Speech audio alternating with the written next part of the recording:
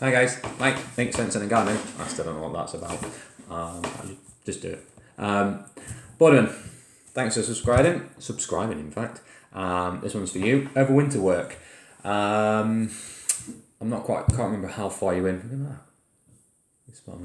I can't remember how far you are into this business. I think you're just new. You need to basically look around people's gardens if you are doing this, especially your regulars, because you'll notice things deteriorate. Normally you can do things as they crop up, but I like to tend to leave some things to the winter. I don't always be in a rush to do things. The customer may thank you, but you won't thank yourself when you're slow in the winter and you need something to do.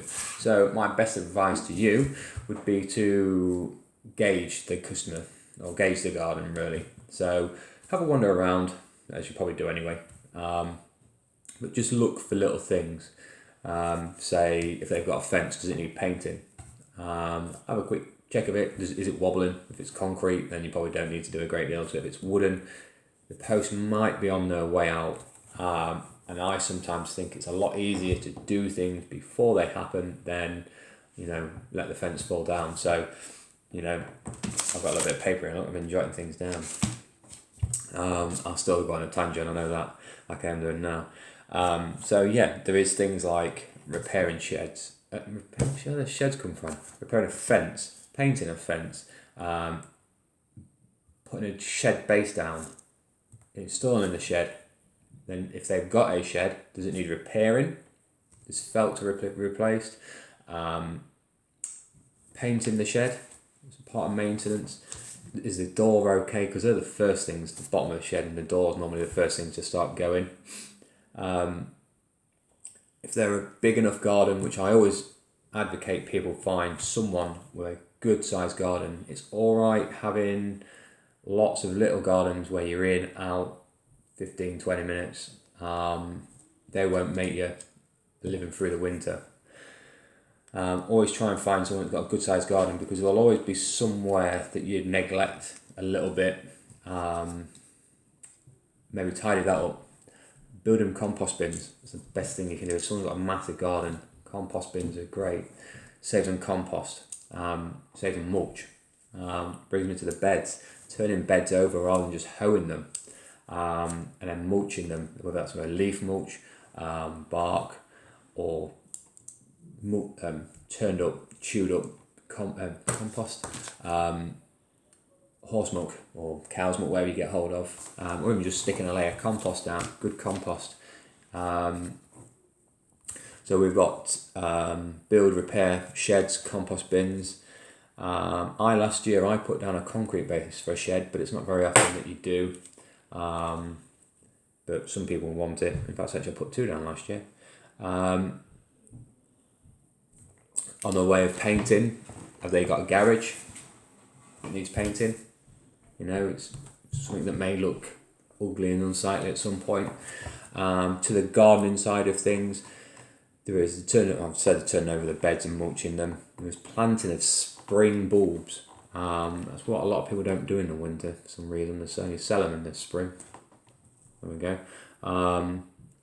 Cutting back your perennials, or splitting them as well and thinning them out. So if something's got a bit big, I actually think, trying to think of his name now, West Coast or West Country Gardener. You do one on splitting and moving grasses, things like that. Planting spring bulbs, cutting back perennials, thinning that, splitting of perennial plants that people are thinking it's getting a bit big. Split them, move them somewhere else so they're getting free plants. Make sure you add that in. They're getting a free plant out of it. It's cutting back. I always like to cut back fruit trees in the winter, dead of winter, just purely for the fact that you get less diseases in the winter. Don't get me wrong, you can cut them as long as they're fruited, or if you're not bothered about fruit any time of the year. Just stay away from March because the sap's rising.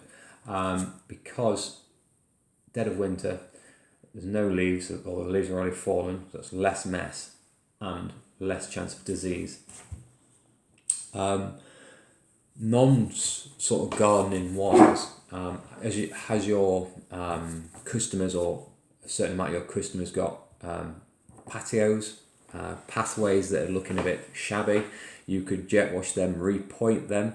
That's another one. Or if there's any loose slabs, obviously if there's loose slabs and they're elderly and it's getting a bit dicey, replace it straight away. Driveways, jet wash them.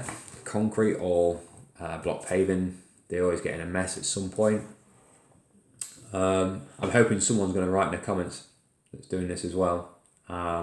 Anything that I miss or you think you could possibly do. Yeah, splitting logs. I'm just seeing my blog pile out there. Through the summer, really, ideally, or if you're chopping trees down at the end of the year, splitting for the next year. When you're splitting logs, don't ever leave them because they're a pain in the arse. If you try and chop a seasoned log with a chainsaw, it brutally murders them, especially if it's hardwood, and then it's a lot harder to split when it's seasoned as well.